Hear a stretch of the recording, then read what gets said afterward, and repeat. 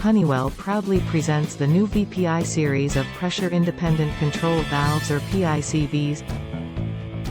PICVs are available in DN50 to DN250 sizes.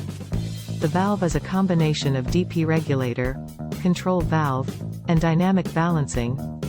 It provides 100% authority to control flow.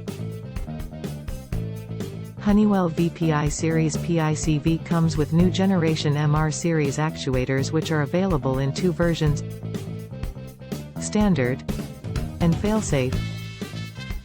Each actuator includes the choice of multiple control modes like electrical modulating 0 to 10 volts or 4 to 20 milliamperes, both with the feedback signal, electrical 3-point floating, electrical 2-position. In this presentation, the selected control signal will be 0 to 10 volts modulating on the MR series actuator.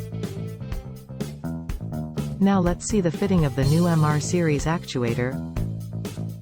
The actuator will be supplied separately including the necessary spindle adapter.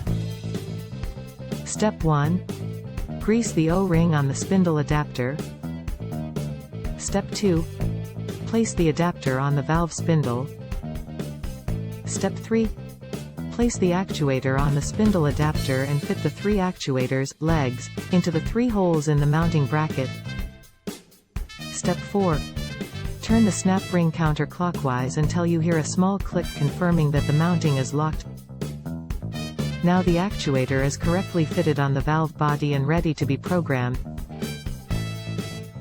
The new Honeywell MR series actuator has a programming interface directly on the actuator. While the actuator operates, the upper display section indicates multiple actuators setting information as shown here. Use the left arrow or right arrow buttons on the actuator to switch between the different information lines. The lower display section indicates the current flow rate with a set measuring unit. The new Honeywell MR75 series actuator is set to one of 51 different maximum flows directly on the actuator push button. Flow setting is in the programming menu under Step 9. If changing the setting on maximum flow, the actuator will electrically regulate according to the new value. At any setting, the actuator will work with an individually regulated linear control curve dependent on initial calibration at the first power applied. Qmax is illustrated below as design flow at a maximum possible flow rate, 9.89 liters per second. Q design corresponds to the newly selected maximum flow, 6.37 liter per second. Here, the blue color arrow indicates the water flow direction, and the red color arrow indicates pressure changes. Let's see how the dynamic balancing of flow works. In rolling diaphragm technology, the diaphragm reacts to the system and regulates the pressure differential across the actuated control valve orifice to maintain its flow rate.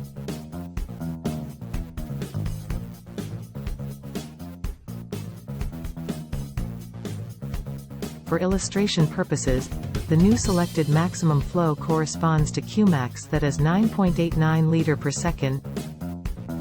Max flow rate is provided at 10 volts.